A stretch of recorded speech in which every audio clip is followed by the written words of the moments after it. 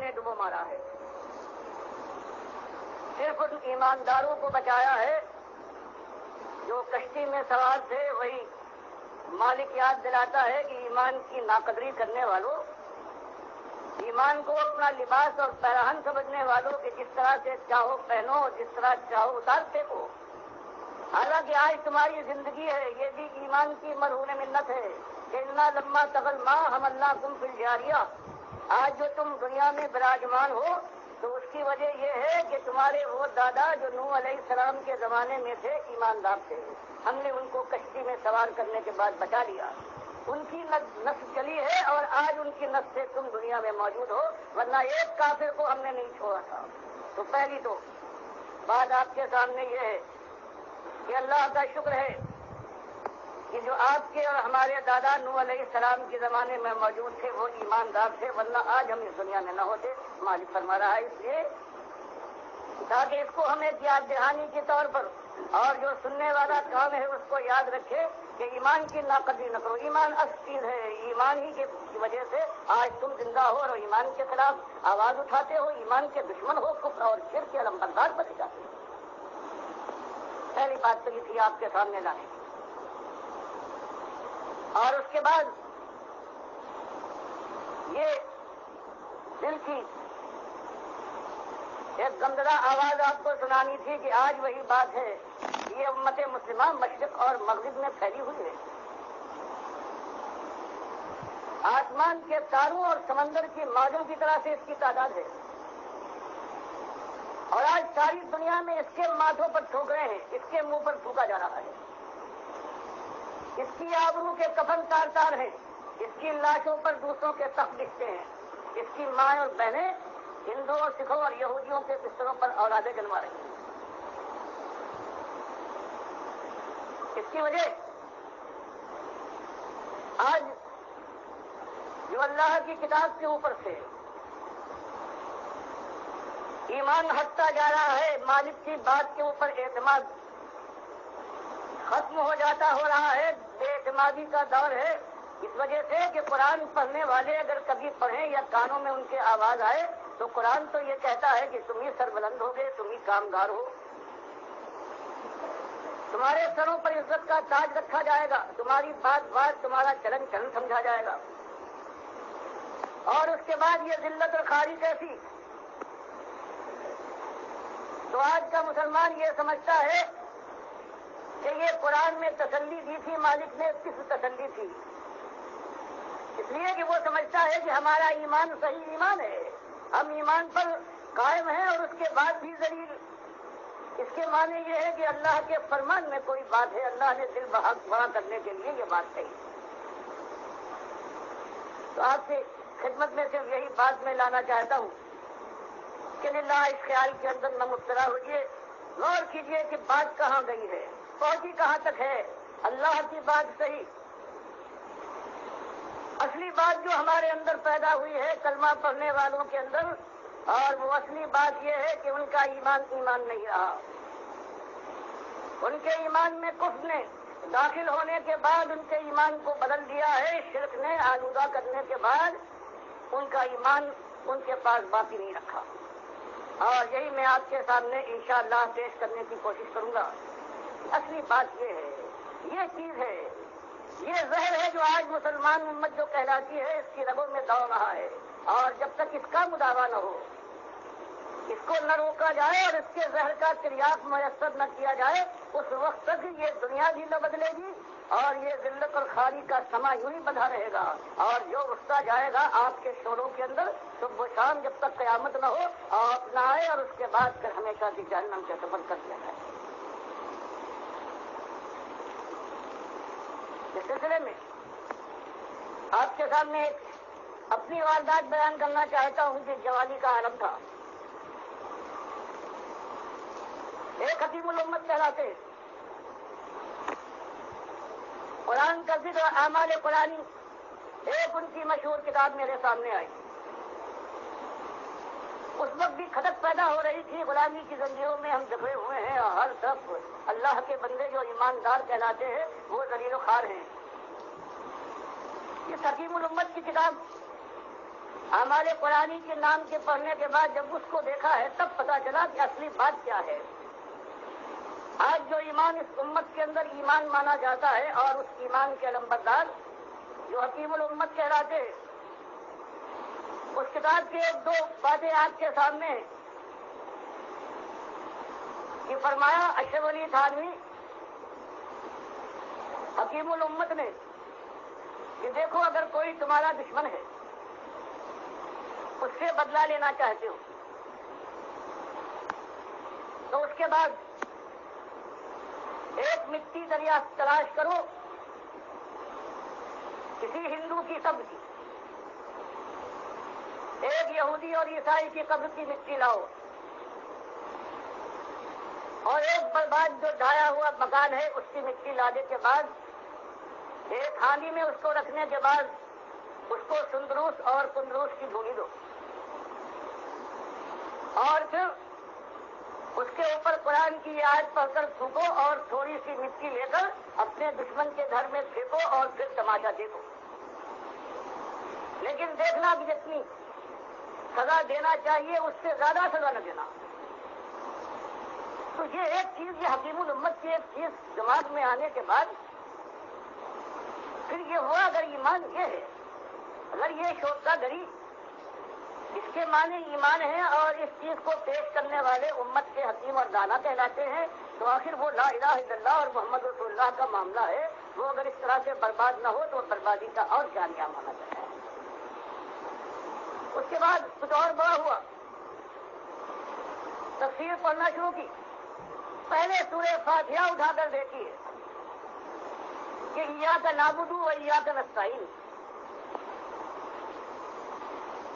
کہ مالک ہم تیرے بندے ہیں،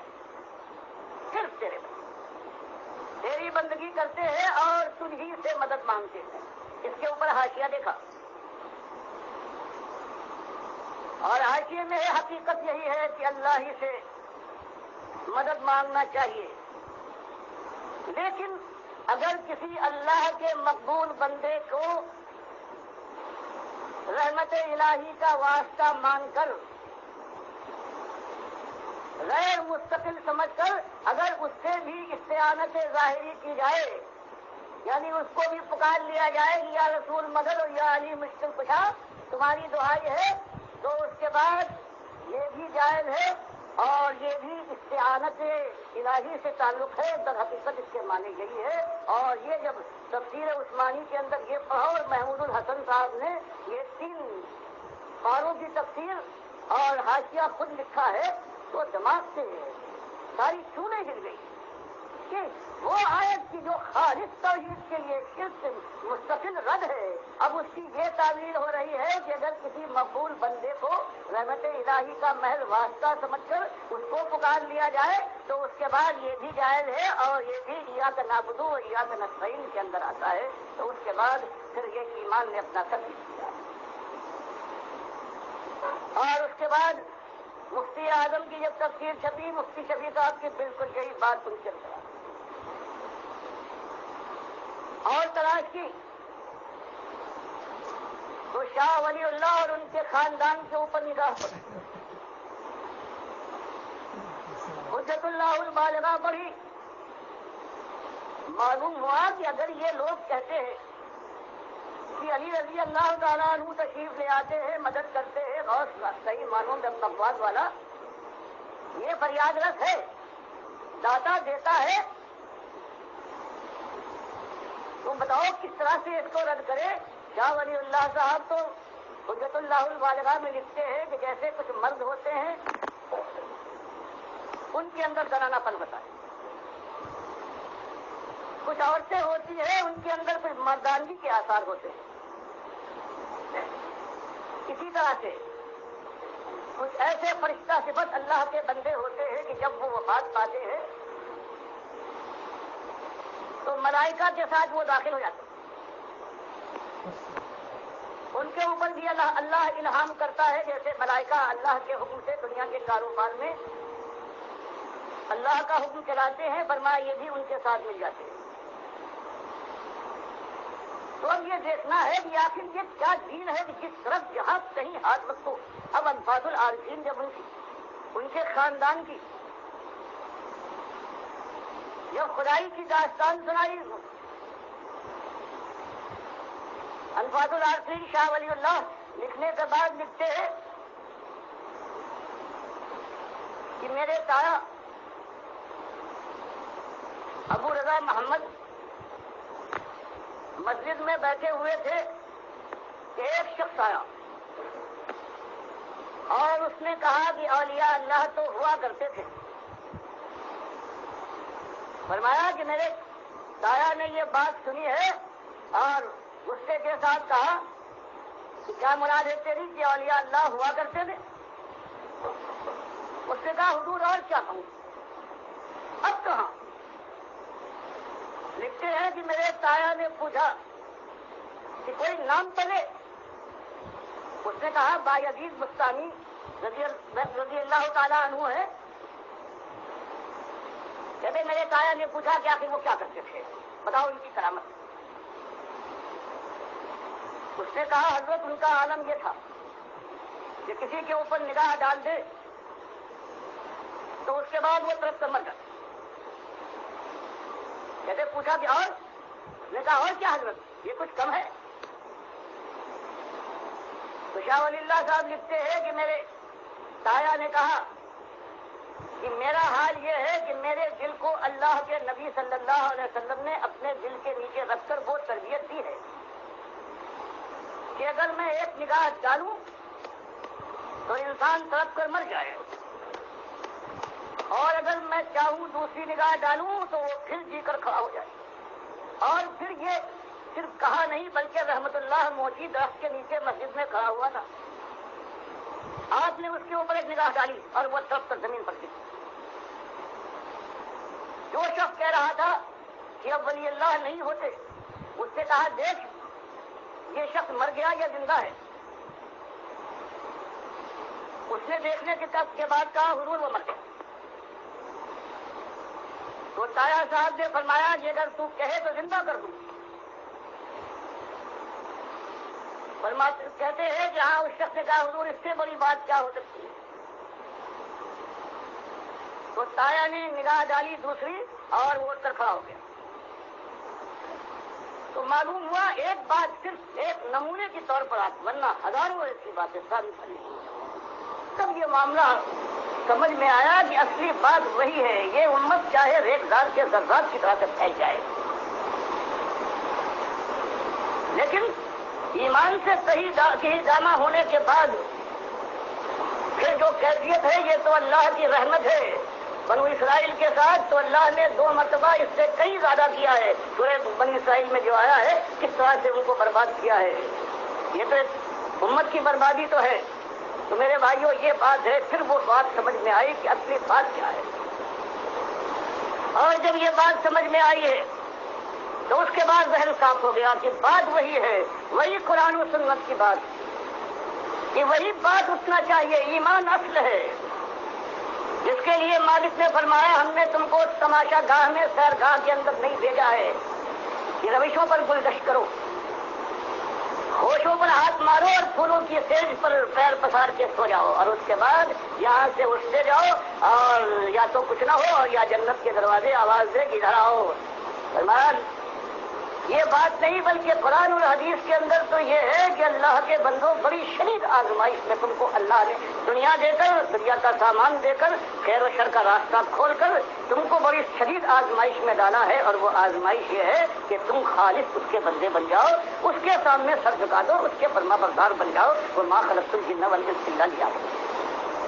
اور اس نے کہا کہ دیکھو آسمان میں نے بنایا، زمین میں نے بچھائی، ہوائیں میں چلاتا ہوں، ماں کے پیٹ کے 3 اندھیروں میں رزق دینے والا تمہارا میں تھا، اس کی چھاتیوں کو میں نے تیار کیا تھا.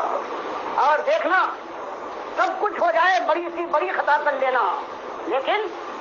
فلا تجعلوا للہ اندادا وانتم تعلمون. دیکھنا جنہار کہیں یہ نہ ہو جائے کہ میرے ساتھ میرے بندوں کو، میرے محتاجوں کو، میرے ساتھ میری ذات میں، میری صفات میں، میرے حقوق میں، میرے اختیارات میں کہیں تم ساتھی اور شریک بنا لیں. بس ایک بات ہے ناقابل معافی ہے بغیر توبہ کے.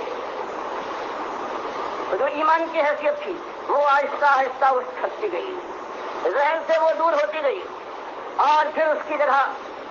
ایسا اطمینان دلایا گیا جب یہ نظریہ بار پا گیا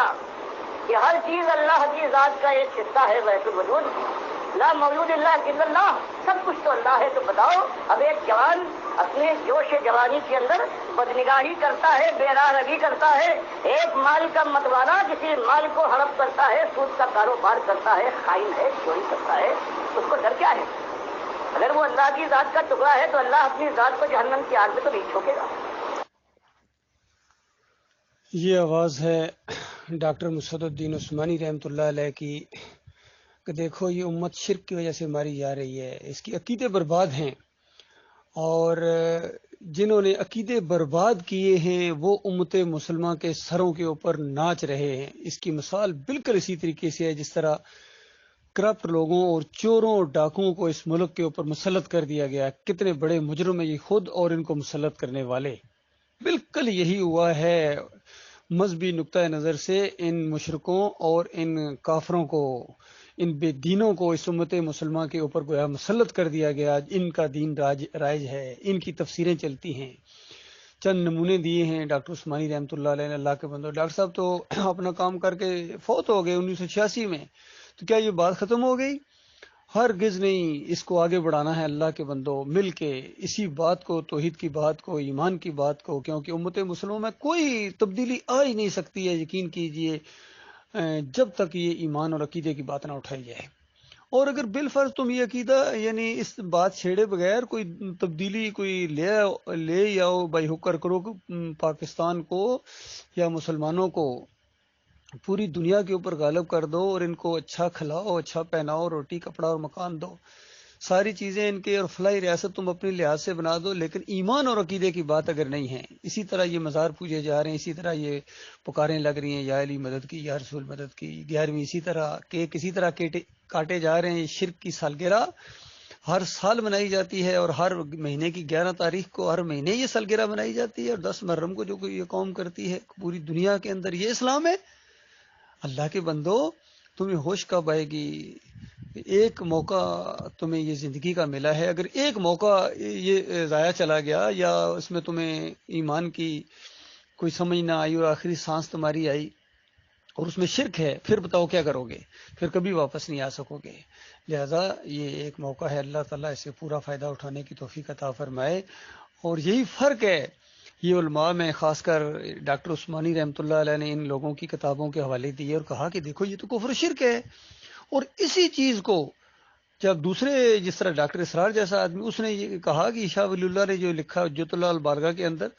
کہ کچھ عورتیں ہوتی ہیں وہ مردانہ انداز رکھتی ہیں، کچھ مرد ہوتے ہیں ان میں زنانہ پن ہوتا ہے، اسی طرح کچھ فرشتے ہوتے ہیں جو مرنے کے بعد وہ ملائکہ اسفل میں شامل ہو جاتے ہیں، کاروبار دنیا چلاتے ہیں۔ تو ڈاکٹر اسرار اس کے اوپر تبصرہ کرتے ہیں کہ یہ وہ فلسفہ ہے جو مجھے قرآن و حدیث سے نہیں ملا ہے، لیکن شاہ ولی اللہ صاحب کا فرمانا بذات خود میرے لیے حجت ہے۔ اندازہ لگائیے، اس طرح اس نے طاغوت کا دفاع کیا اور خود گویا طاغوت بنا۔ تو سب کا یہی حال ہے اللہ کے بندو۔ اسی طرح غامدی کا ایک میں نے کلپ سنا، اس نے کہا یہ اگر کوئی کفریہ شرکیہ یا خدائی کے دعوے یا جتنا بڑی سے بڑی کوئی اگر کفریہ شرکیہ کوئی سٹیٹمنٹ سامنے آئے، اور تو پہلے شخصیت دیکھو کہ حضرت نے یہ کس اینگل سے کہا ہے، اور وہ بذات خود کیا اس کی ہستی ہے۔ مثال کے طور پر اشرف علی تھانوی کی ایسی ایسی باتیں لوگوں نے سوال بھی کیے کہ دیکھو انہوں نے تو ایسے کلمے بھی پڑھائے ہیں اپنے مریدوں سے کہ لا الہ الا اللہ تھانوی اور رسول اللہ، اور محی الدین چشتی نے لا الہ الا اللہ چشتی اور رسول اللہ چیک کرنے کے لیے۔ تو اس طرح کی بڑی بڑی باتیں ہیں، اور اس طرح جس طرح ڈاکٹر صاحب نے بیان کیا تھانوی کی یہ ایک حقائق وہ جو ہے فضائل کیا نام ہے اعمال قرآنی سے، اسی طرح زکریا کے فضائل اعمال کے اندر ایسے ایسی شرکیہ واقعات موجود ہیں۔ تو کیا غامدی صاحب کہتے ہیں پہلے شخصیت دیکھو، اگر اتنی بڑی شخصیت ہے تو پھر تو ظاہری بات ہے یہ وہ کہہ ہی نہیں سکتے ہیں۔ تو لیکن ڈاکٹر عثمانی رحمۃ اللہ علیہ نے یہ نقطہ اٹھایا ہے کہ انہی کی کتابوں کے اندر سے یہ سب کچھ ثابت ہے۔ صدیاں بیت گئی انہی کتابوں کو سینے سے لگائے ہوئے، اور کہتے ہو حکیم الامت تھے، حضرت نے کیا راہ دکھائی ہے، اور جب دوسرے نے بتایا کہ یہ رہنمائی نہیں، یہ ٹھگ تھے جنہوں نے دین کو مارا ہے، انہوں نے روکا ہے، انہوں نے اپنی تفسیروں کے اندر کفر و شرک پھیلایا ہے۔ تو اب یہ مسلک پرست ہیں، یہ مخالفت کرنے پر اترے ہیں۔ بہرحال یہ کشمکش تو برپا ہو گئی ہے، یہ زبردست کشمکش ہے، باغوان جنگ، یہ مبارک جنگ ہے جو کفر و شرک کے خلاف چھیڑی جاتی ہے۔ ڈاکٹر صاحب نے اپنے پیچھے ایک جماعت چھوڑی، لیکن آہستہ آہستہ 2017 کے اندر آ کے ان کے ناخلف جانشین محمد حنیف نے پھر شرک کا انجیکشن دے دیا اس جماعت کے اندر، اور اپنی تفسیر لکھی دعوت القرآن کے نام سے، اور اس میں سورہ یوسف کی 100 نمبر آیت کے اندر سجدہ تعظیمی اس عالم نے جو ہے وہ ثابت کر دیا۔ جس طرح ابن کثیر نے ثابت کیا تھا پہلے، اس نے شرکی عقیدہ دیا اسی سجدہ تعظیمی کے حوالے سے، اور سارے مسلکوں کے اندر یہ آ گیا، حتیٰ کہ سعودیوں کی تفسیر کے اندر بھی یہ آ گیا کہ پورے خاندان یعقوب علیہ السلام نے یوسف علیہ السلام کو سجدہ کیا تھا، حالانکہ انبیاء سجدے نہیں کرتے ہیں اللہ کے علاوہ کسی اور کو، وہ تو لوگوں کو منع کرتے ہیں، چلے جائے کہ ایک پیغمبر دوسرے پیغمبر کو سجدہ کرے گا۔ اور پھر مومنانہ تفسیر بھی موجود تھی اس سے پہلے، عبداللہ بن عباس کا بھی ایک قول آتا ہے رازی کی تفسیر کے اندر کہ وہ کہتے ہیں مسجود اللہ تھا، اور پھر ڈاکٹر مسعود الدین عثمانی رحمۃ اللہ علیہ نے اس دور کے اندر جو موحد عالم دین گزرے ہیں، اور انہوں نے اس کی زبردست تشریح کی ہے کہ دیکھو یہ اس خاندان کے اوپر جو اللہ نے رحمتیں اور برکتیں نازل کی، اس کی وجہ سے یہ سجدہ انہوں نے اللہ کو کیا تھا، سجدہ شکر تھا۔ اور پھر فتویٰ لگایا کہ جن کا ایمان خراب ہوتا ہے نا وہ اس طرح تفسیر کرتے ہیں کہ یوسف علیہ السلام کو سجدہ ہوا، تو محمد حنیف نے پھر اسی طرح تفسیر کی جس طرح فتویٰ تھا ڈاکٹر صاحب کا کہ جن کا ایمان خراب ہوتا ہے، تو اصل میں محمد حنیف کا ایمان خراب تھا، تو اس وجہ سے اس نے اس طرح تفسیر کر کے اتنی بڑی جماعت کو یقین کیجیے مشرک بنا دیا، مجاہدوں کو مجاور بنا دیا، نفرتیں پیدا کر دی، گروپنگ ہو گئی، اور بہت کم لوگ اس شرک سے بچے ہیں۔ بہرحال بڑی مشکل سے ہم سنبھلے ہیں، اللہ نے ہمیں بچایا ہے اور پھر ہم منظم ہو گئے ہیں، تو بہرحال یہ دعوت تو بہرحال جاری ہے، یہ نہیں رکے گی، کوئی طاقت اس کو نہیں روک سکتی۔ اللہ اپنے ایسے مخلص بندوں کو سامنے لائے گا جو اس دعوت کو اسی شدت کے ساتھ انشاءاللہ آگے بڑھائیں گے۔ اللہ ہمارا مالک ہے، اللہ ہمیں استقامت دے گا، جس نے پہلے استقامت دیا وہ پھر بھی استقامت دے گا۔ وسائل کی کمی کا ہمیں احساس ضرور ہے، لیکن مالک ہمارا وسائل کا خالق ہے، اسباب کا وہ خالق ہے، وہ محتاج نہیں ہے اسباب کا، وہ ہمیں علم عطا فرمائے گا، وہ رہنمائی کرے گا، وہ استقامت دے گا۔ لہذا جہاں جہاں تک یہ آواز پہنچے، ڈاکٹر صاحب کو لٹریچر پہنچے اور اس دعوت کو آگے بڑھانا چاہتے ہیں، اسی کے لیے جینا اور اسی کے لیے مرنا چاہتے ہیں، وہ ہمارے قریب ہونے کی کوشش کریں اللہ کے بندوں، تاکہ منظم طریقے سے اس دعوت کو آگے صحیح معنوں میں اصلی انقلاب آئے گا۔ اللہ جانتا ہے کفر و شرک کا جنازہ اٹھے گا اور ہر طرف اللہ ہی اللہ ہوگی، اور صحیح دین لوگوں کے سامنے پیش کیا جائے گا، دین اسلام جس کے اندر کوئی فرقے نہیں ہے، کوئی کفر و شرک نہیں ہے، کوئی مزار پرستی نہیں ہے، پیری مریدی نہیں ہے، اور کوئی عرس اور میلے نہیں ہے، کوئی جمہوریت کا نظام نہیں ہوگا، خالص دین اللہ کا غالب ہوگا انشاءاللہ۔ اللہ تعالیٰ غور و فکر کرنے کی توفیق عطا فرمائے۔